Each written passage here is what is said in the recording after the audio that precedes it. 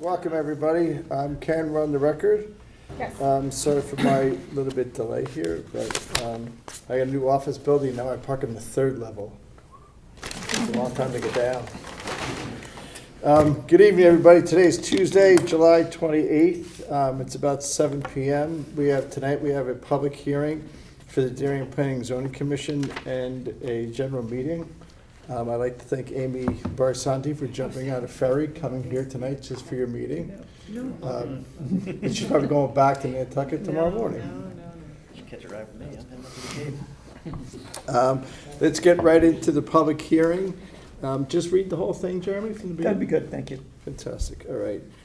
First item in the public hearing, by order dated December 4th, 2025, in the matter of Paul Michalski, I think I pronounced it right, versus the Darien Planning and Zoning Commission of the Town of Darien and the Board of Education, docket number FST-CV 22-6058477S.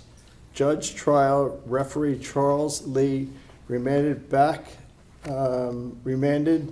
matter back to the Darien Planning and Zoning Commission for consideration of the Darien sound and noise regulations applicable to the application and of appropriate conditions relative to the approval of the amendment to the special permit number 188F. The legal notice for the original application read as follows.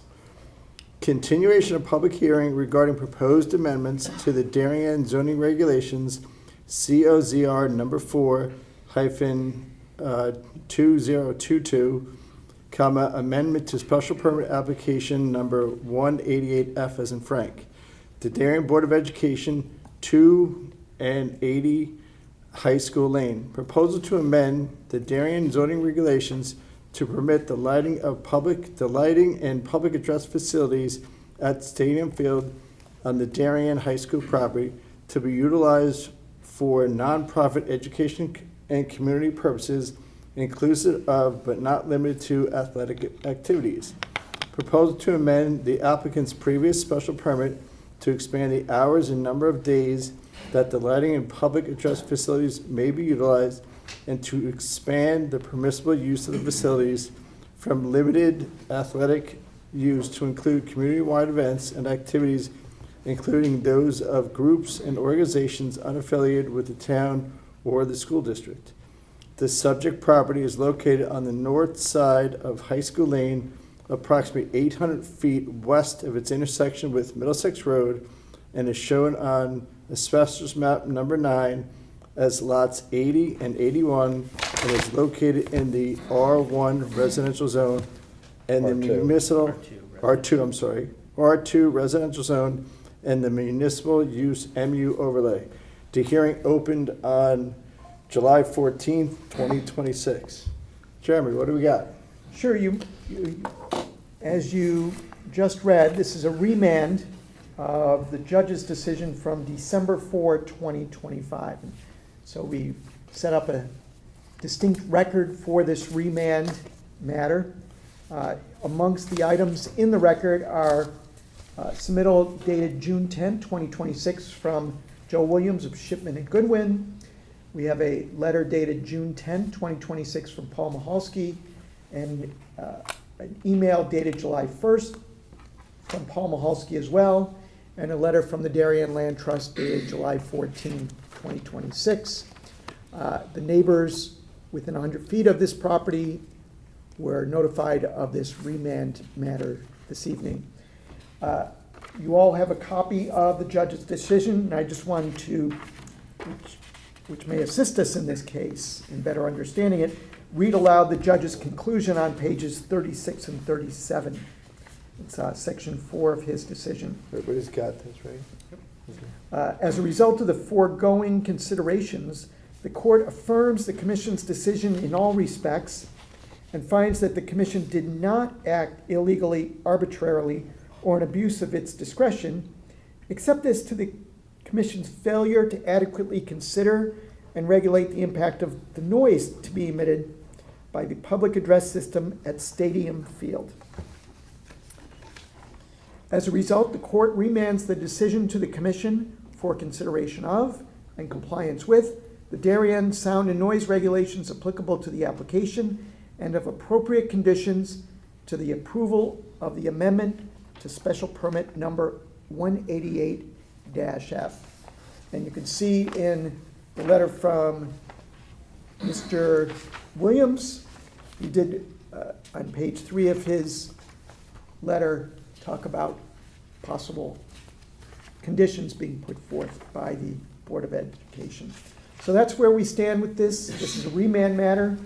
And then what will happen is the commission will make a decision on this remand, probably sometime in September, and we will send everything back up to the judge based on that. Okay. So Joe Williams represents the school board. That's correct. He's going to present? Yes. Okay. Mr. Williams, welcome, sir. Thank you, State your Mr. name Chairman. and affiliation for the record, if you may. I'm Attorney Joseph Williams, partner with Shipman and Goodwin. Been practicing land use law across the state of Connecticut for about 32 years, and that's probably all you need to know about that. 32 years, you're not that old. Thank you. Well, we'll talk about that later. Thank you, Mr. Chairman. So it's nice to see you all again. Here we are again, and I'm glad to be once again representing your applicant and permittee, the Darien Board of Education. With me tonight is Chris Manfredonia, the athletic director for Darien Public Schools. Dr. Eric Byrne, the superintendent of schools, wishes he could be here, and he was planning to attend the meeting 2 weeks ago, but he could not be with you tonight, so he sends his regards. And what we would like to do is, after I provide some background and context, I'm going to ask Chris to describe the board's recent experience with the lights and the PA system. That's the subject of our discussion tonight, and then I will come back to discuss some proposed approval conditions regarding the PA system. So as to the background, I think the commission is well familiar with the history of the lights at Darien High School Stadium Field, and I laid it out in my letter as well, so I won't go through all that in detail. But in the latest chapter, as you know, and as Jeremy just correctly read, Paul Michalski, whose property abuts Darien High School, appealed to State Superior Court your commission's 2022 approval of amendments to the special permit expanding the uses and hours of operation for the lights at Stadium Field. The court rejected all of Mr. Michalski's arguments except one, which is, as you heard, the judge held that this commission needed to further consider the special permit's compliance with any applicable noise regulations, and otherwise affirmed your decision in all respects. So as a result, the court remanded the case to the commission to consider the Darien sound and noise regulations applicable to the application and appropriate conditions to the approval of the amendment to the special permit. I would note Mr. Michalski has argued to you in a written submission that the court invalidated the 2022 approval in its entirety and that we need to start over and redo that entire approval. That's not factual. When you read the remand order, as Jeremy just did, in the conclusion of the judge's decision, that's not what he said. And my understanding is that the town attorney agrees with me on this. And at the end of the day, since none of you are wearing black robes here tonight, that's a legal argument that Mr. Michalski can make to the judge if he so chooses, but it's not something that you should have to decide here tonight. So why we're here tonight then is to review the sound and noise regulations that are applicable to this application and the noise to be emitted by the PA system at Stadium Field, and to discuss appropriate conditions to be added to the approval on that subject. So turn to the regulations. The noise regulations that apply to this application are the Darien Zoning Regulations. There is a noise ordinance in Darien, as I'm sure you know, section 38-51, but it does not govern this application. It's not a zoning regulation, and therefore it is not within this commission's authority. And as you may know, the Planning and Zoning Commission does not have the legal authority to enforce a town-wide ordinance. In fact, that noise ordinance specifically states that it shall be enforced by the town police department. So that's who has the authority to enforce that ordinance. And for anyone looking to apply numeric noise levels to this application and to events at Darien High School, there are no such noise levels that apply to sports at the high school. The town noise ordinance adopts, even if it were applicable here, the town noise ordinance adopts the standards established by the state in the DEP regulations, and those regulations contain an exemption for approved recreational activities. So there are no new noise limits that would apply to these types of activities. And the judge also found that the DEP regulations were a source of confusion last time and led the commission to believe it could not regulate noise. So as you'll hear later, I'm proposing that we strike that condition from the permit to avoid getting entangled with those regulations. So the relevant zoning regulation, that is section 323, which prohibits any use or activity that creates a nuisance, including the emission of noise. What's a nuisance? A nuisance is defined by our state courts as an unreasonable interference with someone's use and enjoyment of their property. Unreasonable interference with use and enjoyment of property. And the Connecticut Supreme Court has held that whether an interference is unreasonable, quote unquote, requires a comparative evaluation of the conflicting interests of the parties, as well as the interests of the community as a whole. That was a case called Pesty versus Cushman in 2002. So you have to look at everything, how either party is impacted, and what's in the best interest of the community as a whole. So that, I submit to you, that is where we should be focusing our inquiry here tonight. The nuisance standard with its reasonableness test is the standard that any new permit conditions should be directed to achieve. As Jeremy noted in my letter to you, we have proposed conditions for you to attach to the special permit that are designed to satisfy the nuisance standard. And the conditions we're proposing are really born of the actual experience that the Board of Education has had with the lights and the PA system over the last several years, which our athletic director, Chris Manfredonia, will explain to you now, and then I'll come back up to sum up.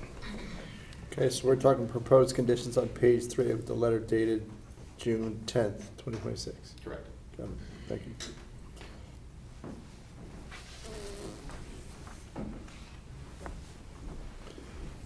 Welcome, Chris. Thank you, everyone. Good to see everyone again. State your name and affiliation, if you may. Chris Manfredoni, Director of Athletics, Darien High School. Fantastic.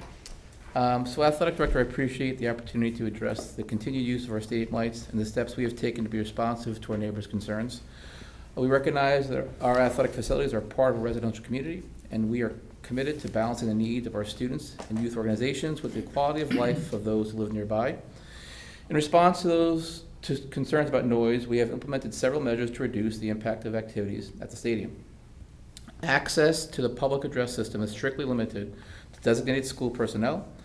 Outside organizations and youth groups do not have access to the PA system under any circumstances.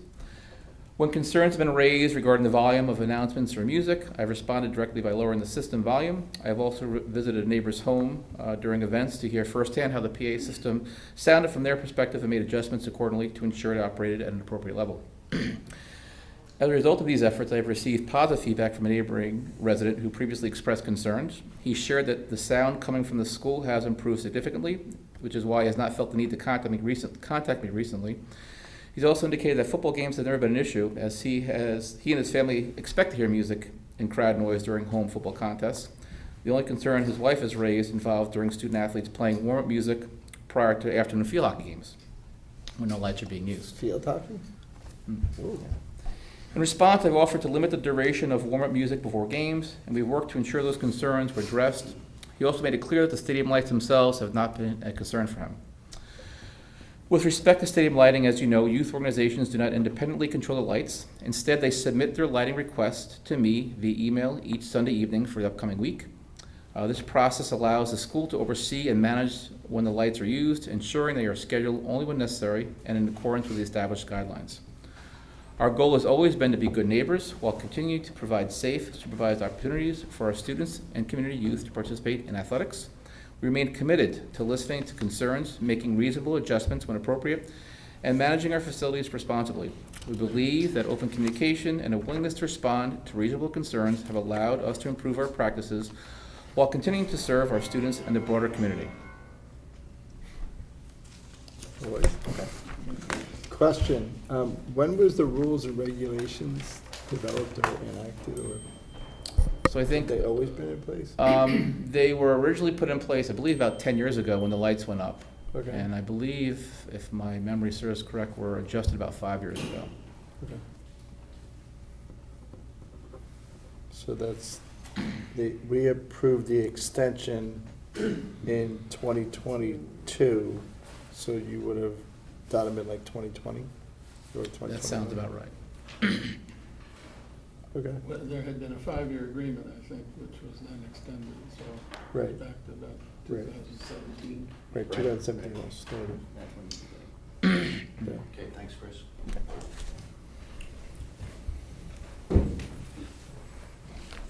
Okay, so then to just emphasize a couple of points from Chris and that are in my letter about our recent experience. Over the last 4 years, complaints about the volume of the PA system have come from one resident of Linda Lane, not from Paul Michalski. In response to that neighbor's complaints, as Chris told you, he reduced the volume of the PA system, and the neighbor was generally satisfied with it. And Chris keeps the control panel for the PA system locked, and he strictly controls who has keys to the control panel. And the board has not received any other complaints regarding the PA system for over 1.5 years now since Chris made those adjustments. So that's the context, if you will. That's the recent experience we've had that provides the basis for the conditions that we're proposing to you. So that's the new policy that I'm talking about. So that's been in place for 1.5 years. With the adjustment that Chris made to the volume in response to that neighbor, Okay. that's what has caused there to be no noise complaints for 1.5 years. And the lockdown of the panel, whatever this thing is. That's been longer that has that been longer that you've locked it? You gotta, you can tell him, but then you gotta tell us. How long has it been since you started locking? Since the PA system was put in place. The whole time. Okay. Okay, so to review, the noise-related conditions that are already in the special permit from 2022 that we're not proposing to change in any way are just a few.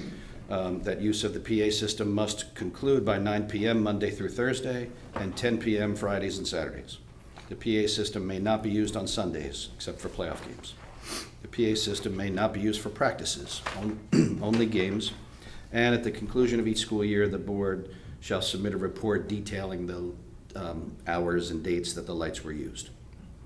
So turning now to the conditions that we propose to add to the special permit. If I may, just, to whom is the board submitting a report? Jeremy's office. Okay. So we propose to add the following conditions. First, that the PA system must be used at a reasonable volume and must not create a nuisance to neighboring property owners. Next, the volume control of the PA system shall be accessible only to the athletic director and individuals designated by him to ensure that the volume cannot be altered without approval from the athletic director or his designee. Next, the board encourages neighboring property owners to submit any complaints concerning the sound level of the PA system to the board through the athletic director's office. Next, the board shall promptly address any complaints it receives about noise emanating from the PA system and take appropriate responsive measures, including but not limited to adjusting the volume of the PA system to a reasonably acceptable level. And last, we propose to strike the condition stating that the noise restrictions shall be governed by the state statute for the reasons I discussed earlier. So, we believe that these conditions fairly balance the interests of the residents of Darien who utilize the stadium field and the interests of the people who reside in the surrounding neighborhood. The conditions are intended to limit disruptions to the neighbors while permitting reasonable use of the PA system. And although everyone here knows this, I want to note for the record that this is not some profit-making activity that is reaping financial rewards for somebody by using the lights in the PA system. Rather, Stadium Field is being used under the lights by students of Darien High School who are engaged in athletic endeavors managed by the Darien Board of Education for the benefit of those student athletes and their families. And Stadium Field, of course, is a public facility and a public asset. The Board of Education has determined that extending the use of this public asset when it's dark outside delivers important benefits to the students of Darien High School. And the board has heard from those students and their parents reacting very positively to the extended usage of Stadium Field under the lights and knows that they truly love being able to make greater use of the field under the lights, and that maximizes the value derived from this public investment financed by the taxpayers of Darien. So that public benefit is an important consideration in your decision, as I told you from what the court said, and it should be balanced against the interest in not imposing unreasonable noise burdens on the school's neighbors. Now, last point about this I want to make is some have suggested that this commission should require sound measurements and set specific decibel limits to the PA system. And the court in its decision suggested, but in no way required, that the commission could adopt a condition requiring measurement of decibel readings. But we have not proposed sound measurements as a condition of approval, and the Board of Education opposes it for several reasons. Number one, as I noted earlier, there are no noise levels in local or state regulations that apply to these recreational athletic activities. They're exempt from the noise regulations. Number two, this commission does not have the legal authority to enforce the town's noise ordinance. Number three, the Darien Zoning Regulations do not contain any noise levels, only the nuisance standard. That's why we pegged our conditions to that standard. Number four, performing and analyzing sound measurements is a highly specialized professional practice that requires technical training and sophisticated, expensive equipment. The Darien Board of Education has no employees who possess such technical knowledge, and it does not own the necessary equipment. To require the board to hire someone with that training and to purchase the equipment, or even worse, to pay an expensive consultant to come out up to 50 nights a year, is not realistic and would impose an unfair burden on the Board of Education's budget and on the taxpayers of Darien. And number five, the same holds true, as I understand it, for the town's Planning and Zoning Department. It too does not have the staff or the equipment to monitor or enforce such a condition. And to suggest that the town of Darien should take on that burden and expense, especially when one and only one neighbor has complained about noise in the last 4 years and had his concerns addressed, would also be unfair and unreasonable. Instead, we have proposed what we feel is a reasoned, common sense approach that applies the standard in your zoning regulations and is responsive to the community as a whole. It strictly controls the volume controls on the PA system. It invites feedback from the neighborhood. It tells people exactly how to direct any noise complaints, and it commits on behalf of the board to promptly addressing any such complaints, which the board has been doing for the last several years. So we submit that's a fair and reasonable approach. It respects the community benefits attained by use of this public asset, and it avoids unreasonable impacts to residents who chose to live next to a high school where some interference from noise is predictable and is to be expected. So we submit to you that our approach would comply with the court's decision because it considers the noise regulation in your zoning regulation that is applicable to the application, and it provides appropriate conditions designed to satisfy that regulation. Put simply, we're encouraging neighbors to talk to each other and to try to work out their problems as they arise. We believe that's the most productive approach in this situation. It makes sense, it's workable, and it has been working. So we respectfully request that you approve those additional permit conditions as we have suggested them. And I reserve the right to speak at the end of the hearing as the applicant in response to anything else you hear tonight. Thank you. I just have a couple of questions for you, if you don't mind, and maybe some of the commissioners may also. Just real quick, you said 4 years. This was actually approved in 2017, so it's 9 years ago. So in the 9-year history of, the light's been around for 9 years, and census has been around for 9 years. True. I was just reaching back, Mr. Chairman, to the 2022 decision and what has happened since. Understood. Because we were in here for a hearing in 22. Right, okay. Because it's. But you're right. I've never heard any complaints. It's never reached the board, the commission level in 9 years, that it's there. Because if there's other people who do have special permits. When they violate the special permit, it hits this desk. In 9 years, I've never heard anything. The second item is, in just terms of process, if somebody wanted to complain, and this is my guesstimation on how the order of operation would go, is if some neighbor didn't know what anything, they heard the noise, they would call the principal. Right? The principal would then call, or they'd call the office of the high school. The person who answered the phone would tell the principal. The principal would call the athletic director. Either the principal would take care of it, or the athletic director would take care of it. If he didn't take care of it, the next step is probably the superintendent of schools, right? Then the next step would be the Board of Education. So before anything hits our desk, you got to get past the principal, the athletic director, the superintendent of schools, and the Board of Education. Does that make sense to you? Correct, yes. And it really hasn't needed to go past the athletic director in several years. And we're suggesting to make it clear in the permit that people can, and they're invited to call the athletic director's office. If they didn't know that and they called the principal or the superintendent, They're gonna switch them over. we'll work it out and get it fixed. Right, yeah, they'll switch it over. I mean, I don't know Chris Manfredoni's phone number, but I sure as hell can find out the front office phone number. Sure. And then the other thing that people have questioned to me is, now with technology and iPhones, you can get a decibel reading on your iPhone, right? But if the wind's blowing from left to right, and I'm on the left, or I'm on the right, it's gonna be louder on one side versus the other side, right? And I don't know how accurate an iPhone is on doing sound decibels, but I gotta believe that's not gonna hold up in court if somebody holding their iPhone and send me a screenshot that says it was, No, it would not.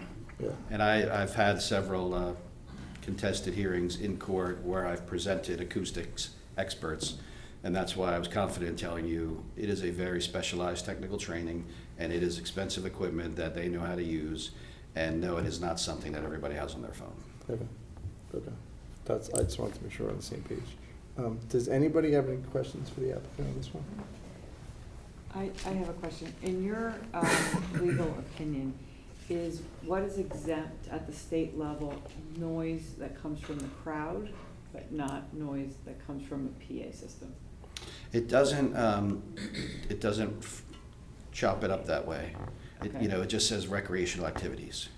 Okay. So it's reasonable to read that as including everything that happens at a normal recreational activity that is, I think it says sanctioned by the state or local government. Yeah. So it's not at all unusual that they would have a PA for that, or that there would be a band, or there'd be crowd noise, or field noise, or whistles, or all of that is part of it. Yeah. Like Touchdown by John Barsanti. Because the one element that could be controlled is a dial that's on a PA, but what it can't be controlled is how much a crowd, explodes over whatever point in an athletic event. It's true. Thank you. Anybody else? You're good for now? Yes, thank you. Would anybody in the audience like to speak to this application? Welcome, sir. Please state your name and affiliation if you may. Good evening, Chairman O'Leary, members of the commission. State My your name is name. Michael Wojtek, and I'm speaking tonight on behalf of Paul Michalski. He showed up at the meeting on July 14th, but is traveling and unable to be here this evening. He's stuck in Atlanta. Can you spell your name for our? Sure, Voytek. So close, thank you. If I may continue? Yes, please. Sure. He lives at 371 Middlesex Road, directly adjacent to Darien High School. And here are his comments for the record. So when I say I, I'm referring to Paul Michalski. Thank you. Okay. I submitted a written letter to the commission concerning this remand, and I asked that it be included in the record. I will not repeat every point contained in that letter, but I would like to address several threshold issues before turning to the merits. And the first gating issue, depending on which version of this I use, is whether Commissioner Sinney has recused himself or not. Has he recused himself or not from this decision? He's not here. We don't need him. Sinney has recused himself then. I didn't say that. He's not here. He's not here. No. Okay.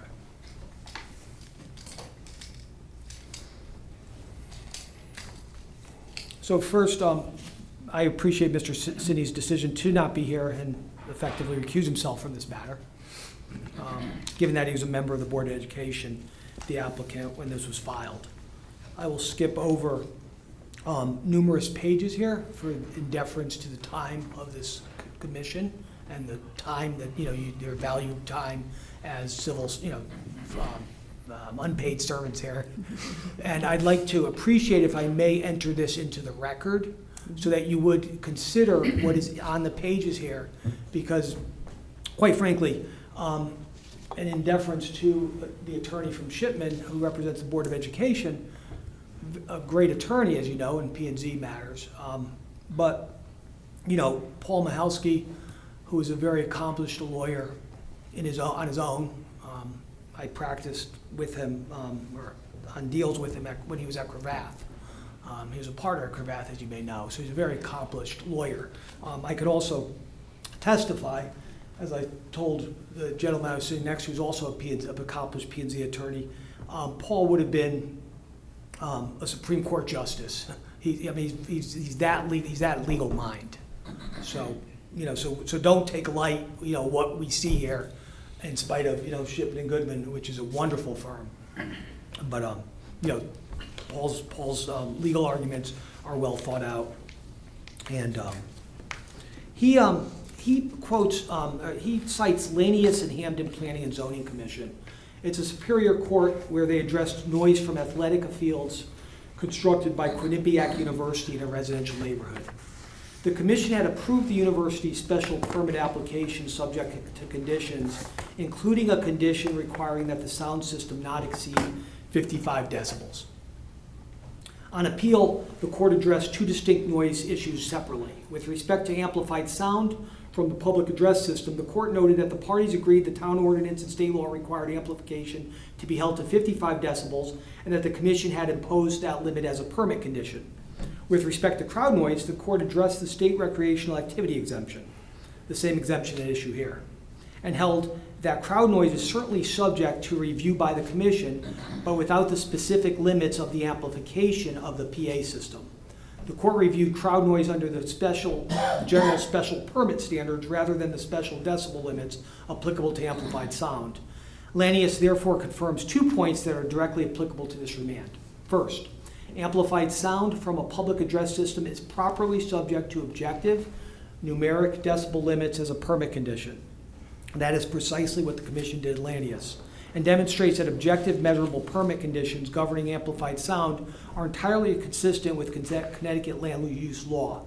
Judge Lee held that this commission failed to establish comparable objective standards and that any requirement is to measurable compliance. Second, the court in Lanius treated amplified sound and crowd noise as distinct categories requiring different regulatory treatment. Crowd noise may fall within the noise state recreational activity exemption. By contrast, the court treated amplified sound from the public address system as subject to the objective permit condition limited to 55 decibels. That distinction is critical here for a reason the board's proposed conditions do not adequately address. The exemption may apply to noise inherently generated by the sport itself, players, referees, cheering crowds. It does not follow the exemption extends to amplified announcements, recorded music, portable speakers, boom boxes, Bluetooth speakers, or other electronically amplified sound that the applicant chooses to introduce into the neighborhood. They are not inevitable incidents of athletic competition, they're operational choices, and they're separately introduced noise sources that remain proper subjects for objective, measurable, and enforceable conditions imposed by the commission. I'm going to go straight to now what Paul's asking, okay? To comply with the court's decision, any renewed approval must include objective standards, meaningful monitoring, and enforceable consequences. At a minimum, the commission should require the following, and there are 9 things, and I'll read them all, if I may. First, objective maximum sound levels at the relevant residential property lines and receiving properties, including appropriate daytime and nighttime standards, consistent with the Class A residential noise standards incorporated into the Darien Noise Ordinance. Second, clearly defined measurement protocols, specifying where, when, how, and by whom sound measurements will be taken. Those protocols should apply during representative games, practices, warm-ups, band activity, recorded music, and other stadium field uses involving significant noise. Third, conditions addressing all significant stadium field noise sources, whether or not the lights are on.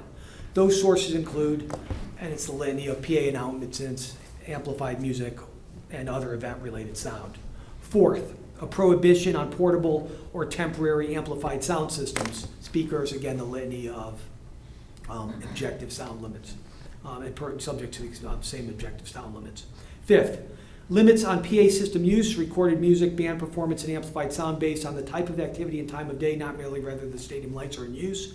Sixth, periodic independent sound monitoring reports submitted to the Planning and Zoning Office and the Commission, not merely complaint summaries prepared by the applicant. Seventh, clear corrective action requirements when objective sound limits are exceeded. Eighth, express enforcement consequences for noncompliance, including commission review, modification, suspension, or revocation under the applicable zoning regulations. And ninth, complete logs documenting stadium field use, PA use, amplified sound, recorded music, band activity, portable sound systems, complaints received, and corrective actions taken. The high school is located in a fully developed residential neighborhood surrounded by single-family homes, and the stadium field is directly adjacent to that neighborhood. So, that being said, if the commission approves any amendment that it impose objective, measurable, independently monitored, and enforceable conditions governing all stadium field noise, not merely the fixed PA system and not merely noise occurring while the lights are on. Thank you, and if I may enter this into the record for your time, and this could have been a lot longer, so I appreciate your indulgence. Thank What you. you did indulge me, thank you. Thank you, sir. Would anybody else like to speak to this application? Seeing none, any questions? Go right ahead. Turn too fast. Welcome. Just state your name and affiliation for the record. Sure. My name is Doug Wilson. I live at 43 Arrowhead Way in Darien, Connecticut. I'm the president of the Blue Wave Booster Club. We're a registered 501c3 nonprofit. We exist for the benefit of Darien athletics, and we're also charged with fostering school spirit as well as community spirit. We represent hundreds of households in this town that number thousands of residents. And over the course of the permit period that we've been discussing, I would say our membership has measured in the thousands and probably tens of thousands of students that have come through Darien High School, graduated, and gone on to other things. So I'm here to speak in favor of what of the existing rules and regulations that apply to the sound system. Really, since the lights have come in, we've seen the town really come around Darien High School Stadium. It's one of the few opportunities that the town has to come together as a community and root for a common cause. We have some parades that happen in town, we have the fireworks displays that happen, but coming together as a community to support our student athletes and really root for the town is one of the few opportunities that we have to come together as a community. I think that we've seen a measurable uptick in attendance since the lights have come to be, both for boys and girls. I think that one of the things that we talked about earlier was the community as a whole and a public benefit. And we certainly see a public benefit from not only the lights at Darien High School Stadium, but also the PA.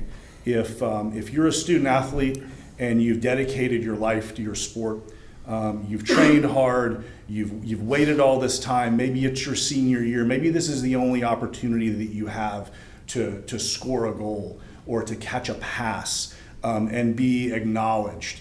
I know that as a parent, I certainly appreciate it when my child's name is called out on the public address system. So I think it's important to understand that the community is behind this cause. We think that the current rules and regulations are working, as demonstrated by the lack of formal complaints that have been lodged and issued. And we think that it provides a public benefit to the community as a whole.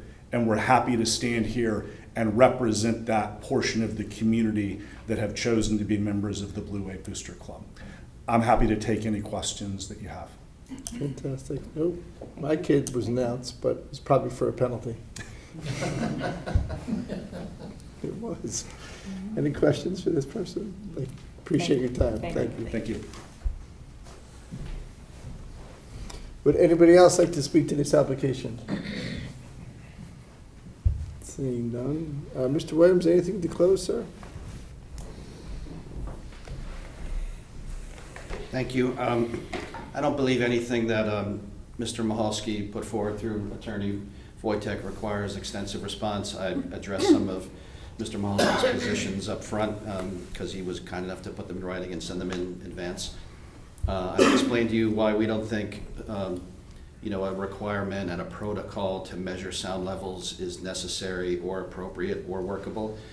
And I believe that the Board of Education has shown through the recent experience, that's why I've spent some time explaining that to you and giving you details on it, shows that the approach that we have proposed is a workable, common sense, and reasonable approach that is, we think, the right way to go about it with this kind of public asset and a community who lives around it and neighbors working together to address complaints, and that's what we've been doing, and it has worked. So I'll stop there and ask you to adopt the conditions that we propose. Thank you. Thank you, sir. Appreciate your time. With that said, I will enter a motion to close this hearing. Makes a motion. Looking for a second. Amy makes a second. All in favor? Hearing's closed. Thank you. We'll probably deliberate this in September, right? Probably the next meeting is September 1st. Okay. And then do a resolution or something like that after that. Okay. Thank you. Moving on to the next item on the agenda. Next item on the agenda is business site plan number 288, A as an apple, special permit, also known as PL 26-28, Standard Realty LLC, Valero, at 1927 Boston Post Road. Proposal to install a 20 by 26 canopy above the existing fuel dispensers on the site and to perform related site development activities. The subject property is located on the north side of Boston Post Road, approximately 70 feet east of its intersection with Garden City Road, and is shown on Assessor's map number 42 as lot number 3 in the NB zone. Just for the record, this was approved in 2014 when I was on the commission. And they never built it. The only condition was I was supposed to put in the model block sidewalk. And this application now has the model block sidewalk in it. So it looks like the same exact thing from 2014. Fred, what do we got, sir? Yeah, this is before the commission for installation of a new fuel island canopy, as you noted, Steve, with associated model block improvements in the public right-of-way, which include new concrete sidewalks and lamp posts on the Boston Post Road. The Zoning Board of Appeal issued variances for this project on May 27th for both front yard setback and building coverage as a result of the canopy. The Architectural Review Board also issued a positive report on the design of the canopy without lettering or wording on June 14th. The application was referred out to the Fire Marshal's office. Fire Marshal Bob Bush noted that only if self-service fire suppression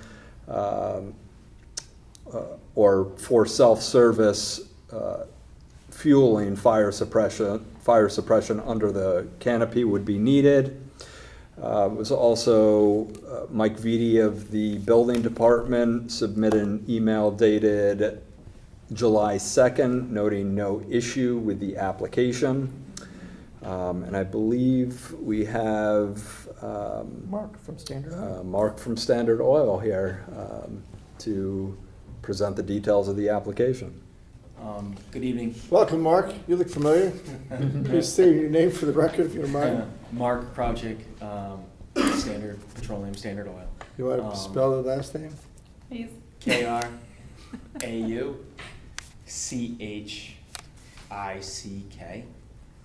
You would have got that. Sure, yeah. Welcome. This has been a project that I have really wanted to have a few choice words for my old boss, because yes, this was approved back in 2014, and unfortunately, he did not follow through with the canopy. I believe there was a request for an extension, and that was when there was a discrepancy with the town, and he said he didn't want to do the canopy anymore. The technology has drastically changed since then, and we've probably, in parts alone, have replaced 2 dispensers, just because we keep having to, with the weather, whether it's sun or rain, having to upgrade the credit card equipment, all the electronic equipment of these dispensers. Oh, so these canopies protect the equipment? I didn't know that. Kind of like an umbrella. Yes. Literally an umbrella. Never mind the fact that you have employees, you have Like a employees, roof for your house. It protects the stuff inside. never mind the Comedian besides me. employees that work at the station. It is a full-service station. Having worked at full stations myself, it is not fun to pump gas in the rain. And quite frankly, we see a drop in volume when the weather is in play. So this is a project we would like to bring back, and we would like to move forward with. Like they said, yes, we do not have the sidewalk, the town block sidewalk. We want to go ahead and do it this time. Thank you. It was not discussed, but we want to go and change the light post right on Post Road to the updated specs. And there's actually a light that we're looking to remove from the property because with the canopy, we do not need that light anymore. Does the canopy have a fire suppression system built into it? It will not because it is remaining a full service station. That was the requirement. This is not going to self-service. This will be a full service. We're not changing. It's still gonna be the garage, so we're gonna keep that same model, full service.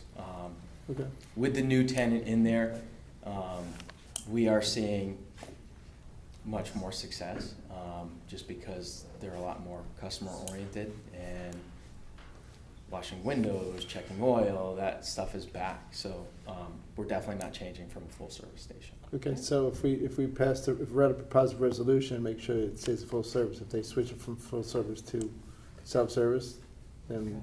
Fire suppression. Right, as Bob Bush notes, there's specifically a section in the regs that was written by his predecessor and my predecessor back in the early 1990s, which specifically has that one requirement. So yes, You're a that would be. teenager? I wasn't around then. Okay, so that'll be a condition of approval. Okay, anything else? That is it. That's it, right? Trying to keep it. Simple. Any questions to this one, folks? Any change to the ingress and egress pattern? We did check with the police commission to see if they had any issues. None. So the new arrangement will block the center of the boundary with the post road? So you'll be going in on one side and out the other side? It doesn't change. It's in and out both sides. Okay. So- Currently is that way. Currently, okay. So where's the new sidewalk arrangement gonna be? So this right here is where the blocking is gonna be put in. Okay. Okay.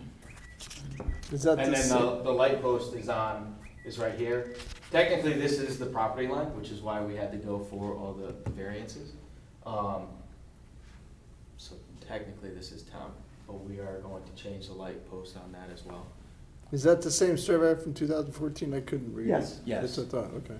So it says on here concrete block, and then you go to the next page, the prior page, it says model block. Isn't it? So the canopy's held up by two posts in the middle, The footings are there already in place. and they're right next to the pump, so you're not, They're there's nothing inside. going outside, there's no No. four corners, it's in Correct. the middle, it's like an umbrella with two handles. Okay, fantastic. Anything else? No? No? Mr. Sini entered the room, please affect the record that he got here, whatever time we got here. Yep. Any questions? Nope. All right, anyone in the audience want to speak to this application? Sir, welcome. Just state your name for the record if you don't mind. Oh, I recognize you. John Vaccaro, Darien, Connecticut. We have 3 abutting properties. I'm actually speaking in support of the canopy. I think the model block will help connect the rest of the street. The only thing is, and I would say, it looks like it's scaled properly. I think it's 26 feet long by 20 feet wide. That's probably about right. If it gets any bigger, then it's just not gonna look right. I don't know what the height is. I assume it's around 14 feet. 14.6. 14.6. That's probably about right. Anyway, that's my only point. Fantastic. Thank you. Thank you, sir. Thank you. Anybody else like to speak to this application? Anything else to say? You get the last word. You good? Fantastic. All right, with that said or not said, entertain a motion to close. Jamie makes a motion. Amy makes a second. All in favor? Hearing's closed. We're not delivering anything tonight, are we? No, we're not. Okay. Yeah, we'll probably deliberate this September 1st and then get a resolution done. I know what other parts if I were you. Thank you. Okay. Next item up. Special permit application number 39 O's and Oliver. Site plan application PL 26-95, St. Luke's Episcopal Church at 1864 Boston Post Road. Proposed to relocate the Parish School playground to the front yard of the education building and form related site development activities. The 4.94 plus American acre subject property is located on the south side of Boston Post Road and at the southeast corner formed by its intersection with Rings End Road, and is shown in assessment map number 49 as lots 54, 55, and 56 in the R1 half and R1 residential zones. For the record, Mr. Bargash is recusing himself in this. He doesn't need to say the reason why, but I think his kids go to school there. My wife's on board. Oh, your wife's on board. Okay, there you go. Fred, Jeremy, what do we got? Yeah, you'll recall this was recently before the commission for a number of site plan changes at the church. This application, the church is seeking special permit and site plan approval to relocate the younger children's playground, the 2s and 3s, from behind the person-to-person building to the front yard of the education building along Rings End Road. The church is also seeking a waiver of section 942E that requires a 25-foot landscape buffer between the roadway and any development. There is a stone wall that will remain along the roadway, and the church is proposing a new 4-foot vinyl fence as well as a number of new trees and landscaping in that area as well. The Architectural Review Board reviewed this and issued a positive report on the design of the playground last week on July 21st. The application was referred out to a number of agencies. We only heard back from the building department. The building official, Mike Vitti, submitted an email for the record dated June 25th, noting no issue with the application. We also note that one public comment was received and is included as part of the record. That public comment raises some concerns relative to the location of the playground. Wilder Gleason is here this evening as the applicant's representative. Thanks. Welcome, sir. Please state your name and for the record. Wilder Gleason, Gleason Associates, representing St. Luke's. Do you need to spell Gleason? Got that. Okay. All right. So when we were last here, we had an application for a much larger plan. We pulled this playground relocation out of that plan. The initial plan called for relocating the entire playground here, which works with 150 school children, ages 2 to 5. And we're going to relocate them here between Rings End Road and the education building, which is where the kids are housed. And the concern at that point was that the kids come here and they cross to the existing playground here. This Franklin House is the headquarters for Person to Person, a very active nonprofit that the church has sponsored since its inception. And the busiest driveway in the entire campus is this one, through which the kids have to travel to get to the playground and to return from the playground. And they're going in the midst of the P2P activities where clients come in the main door here to get to P2P for consulting and services. And this is the food pantry, which is called a garage. And you approved the yellow addition to that at our last hearing. And Clients so, walk into that P2P building and P2P garage, right? I'm sorry? They walk into the building. Yeah, they walk into this building and there's an elevator, a lift on the backside for accessibility Right, purposes. they're walking into it, they're not driving into it. Yeah, well, but this is a pretty active driveway where people are coming in, dropping off food, dropping off clothes for the food pantry, and there's parking spaces along here which are used for clients, et cetera. And What are the so, hours of the pickup and drop off of that stuff? pick up and drop off, well, No, can I drop off clothes any time of the day? well, you're not supposed to. You're supposed to do it when P2P is open. Right, that's my From point. 9 till 4. That's my point. And there are after-hour drop-offs. I myself have done that. And then when is school? I'm sorry? When is school conducted? School is from 9 to 3. There's a morning session and an afternoon session. Some kids go the full day and some are morning or afternoon. So you have pickup and drop off of clothes and food at the same exact time? Well, that and pick you and have drop the off of 9 kids? o'clock time for drop-off for the school is we come in through here and there's circulation through here and then out. And that's that 9 o'clock, 8:30. I'm just trying to get the conflict between cars and kids. Yeah. And you've got you're that not right here. answering my question. You're not helping. I'm sorry. You're not helping. So the kids are crossing here to get to the playground, and then they come back. Right. And When is the drop off of the food and the clothes? It's all day long. Okay, but we It's can whenever adjust. someone wants to drop off, and clients come, they have appointments, it's by appointment typically, but you always get walk-ins, and food deliveries, there are vans that go out to various How many entities. cars a day? Any part of the day. I said, how many How many cars a cars? day? For, P2P? Vans. I don't know exactly. I mean, it's a pretty active place. I've been Okay. there, yeah. And we also have church activities, so there's ongoing church activities on top of that. So the big concern was to try and eliminate that conflict. And so we wanted to put them here. We heard you loud and clear, you had safety concerns. So what we've decided to do is basically put the little kids here, the 2 to the younger 3s. There's 50 of them.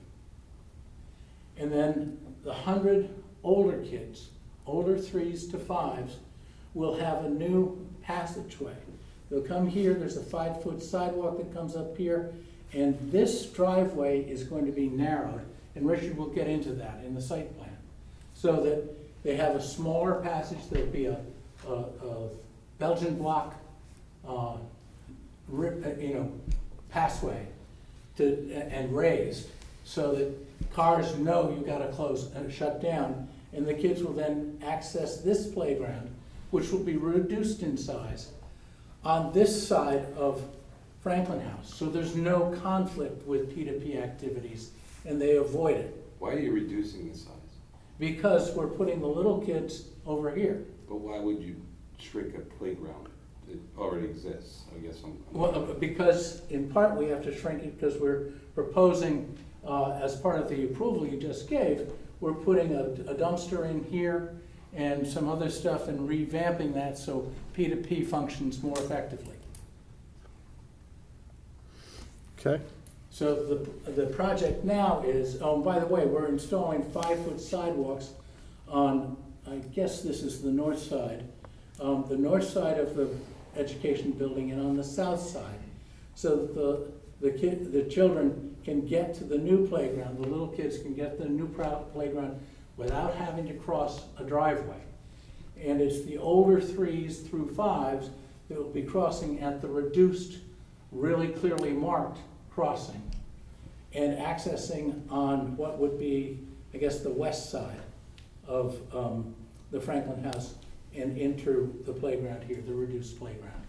And presumably there is no children crossing that new proposed walk anywhere close to the times of pickup and drop-off? I'm confident the school Because when arranges when that. I mean, yeah. I live in the neighborhood and I know the backups that happen during the drop-off times.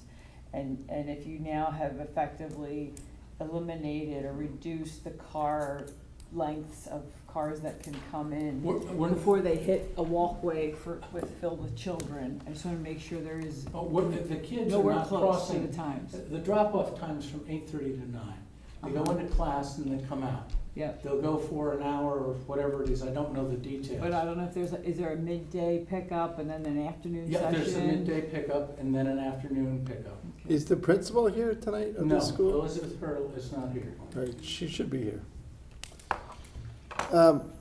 We're talking about recess, right? Yeah, The it's kids a- go to these things during recess. Right, Recess is not the entire school day, correct. right? So what I think Amy is saying is that if you're moving this raised walkway closer to the street, your queuing line got shorter. No, that isn't, because it's only when the kids are crossing that you reduce the queuing line. Correct. And the queuing line for drop-off and pick-off, we're not doing the kids No, we're crossing. not I guess worried that's about what, that. that's what I was trying to get at. I was just trying to get at the operations of the school day and vis-à-vis when little bodies are gonna be across that way. There'll be a half-hour, 45-minute recess in Yeah. the morning and Yeah. in the afternoon sessions. I guess what I'm struggling, why is it safer to put the crossing closer to the road? I Correct. Versus on understand that site? part. I don't. It makes no sense. It does make sense, and No, it it makes doesn't. sense because Well, there's let's more hear than- from this engineer. Well, I can get an engineer if you need one. He's right there, isn't he here? No, we don't have a traffic safety engineer, he's No, a civil engineer. Right, but he designed it. No, he didn't. Our architect did it, Well, and let's hear from him. I'm happy to have Richard present. I've never seen someone shorten a walkway. I'm sorry? I've never seen anyone shorten a walkway. Well, Well, you may not Because we're worried understand. about the P2P people conflicting with the kids, I think we not the will- pick up and drop off, because the kids are in the car. So, which, you may have to. which one do you- It is, what's the mission of the church?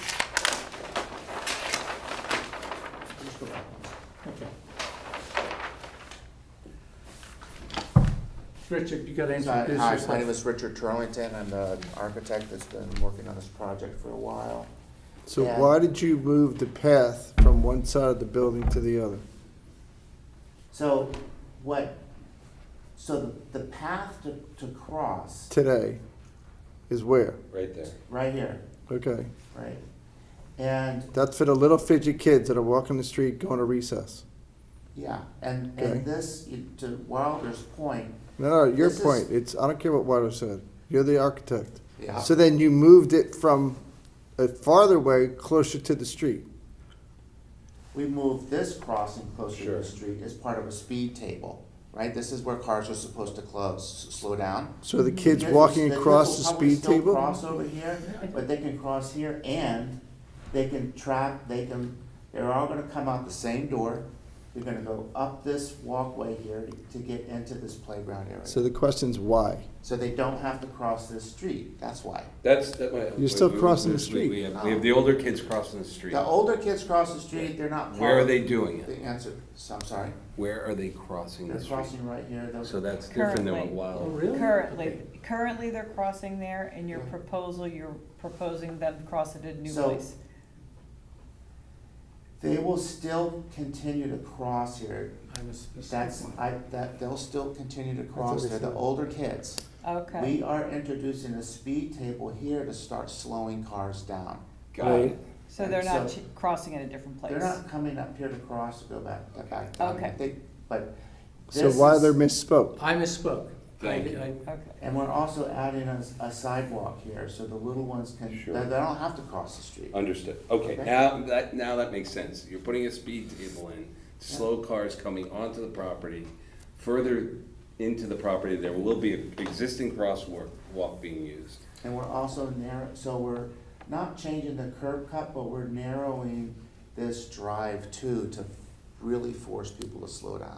And it currently is a one-way. It currently is a one-way, it's a wide one-way. Yep. And you have parallel parking, so now we'll do Yeah. diagonal parking. So that will not infringe on the traffic pattern in this? No, the other traffic than pattern stays the again, same, okay. it's just Okay. about speed. Okay, so you can't double up on that entranceway, right? Let's No, go sir. with one at a time. Okay, got it. Hold on one Thank second. you. George, Just, go right ahead, sir. On the first schematic, wasn't there a blue dotted line closer to Rings Yeah. End Road? Flip it back. That's what he's saying that bothered This, us. this here, What is that? that's the speed, this is where the speed table is, and that's where, That's the path to the All right, so rectory. it's not for kids. well, I mean, it could be, but the intention is to maintain this. Got it. So that pathway is for the rectory coming, bodies from the Yeah, it's for rectory all coming forward, the not children. gajillion people Okay, that, yeah. okay. But the principal's not here to tell us that this is what's gonna happen. If you, Yes, I want the She's principal not. here. Okay. She's been an integral part of this design process. I misunderstood what was going on. I thought the speed table was a crossing, and I misspoke. I You apologize. can't, to your point, and I knew that it made no sense because you're not gonna have the kids walk on a speed table. You Yeah. have to have the cars hit the speed table before the kids. It's not, doesn't happen simultaneously. Correct. Okay, You know, you put a speed bump 15 feet in from the entrance. okay. Well, we also are gonna have a Belgian block entry, so that slows people down anyway.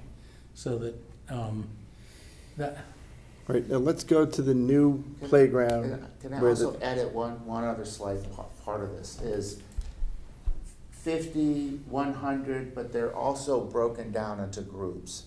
So, the principal didn't know the dynamics of the number of trips, but there's a, you know, they're not gonna get 100 children out here at one time. So, you know, in terms of the traffic, I just wanna clarify that it's a lot more complicated than just thinking, Yeah, you know, 2 recesses a day and we're done. Correct. yeah, I Okay. know. It's staggered, I would imagine. right. And they have safety Like precautions. periods, so. They have a rope with hoops that the kids have to hook into and cross, and there's 2 people with each group of children, and they have a maximum, I think, of 6 or 8, depending on the class sizes, so. Jamie, go ahead, please. Are there any state requirements for a licensed childcare facility for the amount of Yes, ma'am, there are. space? And what are they? So relative to what we're talking about today, really the primary factors are the height of this new fence that we've proposed, which is 4 feet. It's the platform height of the equipment that is being proposed by our playground equipment consultant, which I think is 4 feet as well. 32 inches for this group and 4 feet for the older children. And there's an occupant load too, based on Right. the area. So those are really what's in play here. I don't know that it's a zoning commission. No, it's an occupancy. She's purpose. asking about The occupancy. fences, I mean, definitely the fences. But I think all of that is all we're doing is in compliance with the state And regulations. Is the the state, fence outside? in order, if I can add, Yeah, before the playground can open, the state right. agency that is in charge of the preschool will inspect to make sure it meets state standards. No, that makes sense. My main question was around the fence and if it had to completely surround the new playground. And it does, and we does. have, So we have it's 2 compliant gates it. with Okay. panic hardware here and here. So it's all, it's The permanent structure. It's a permanent structure, Yes. yeah. And the fence has been, we proposed a medium gray fence, ARB wanted a darker gray Yeah, fence. so and it's, so, yeah.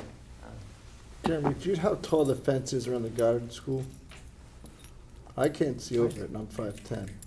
I think it might be a 6-foot I think fence that's in a that 6-foot location. fence. That is if I recall, I saw a picture of it today, white vinyl fence. Yeah. Yeah, it's I a think that's 6-foot white 6 foot. vinyl, it's right on the property line, I believe. Yeah. No, it's inside, Well, and then There's a driveway. yeah. There's 2 of them. So why is yours only 4.5 feet? Because that's the maximum that I think the minimum we're required to have.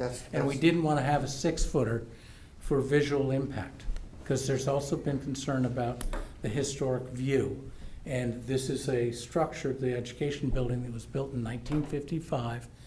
And Mr. Vaccaro wrote a letter about preserving the quote, historic view. And so we have tried very much to modify this to keep the view and not have the playground become what you see. I wouldn't send my kid there with people looking at my kid from the street. Well, Well- isn't the equipment 8.5? So can we talk to that? Yes, It's a please. good point. So we do have a 4-foot fence, but the intention is no one's ever gonna see it unless you're a child inside the playground. So from 6 feet back from the backside of this existing stone wall is where we're putting the new fence, and then that interstitial space, we are installing new planting, which will, as an example, so at the time of installation,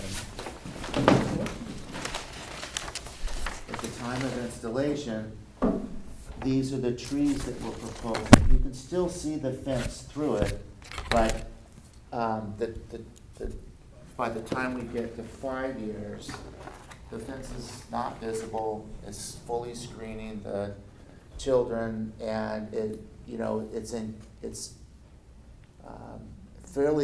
it's consistent with the existing playground. Where's that view? I'm sorry. It's So, Rings End Road. Go to SP 3.3.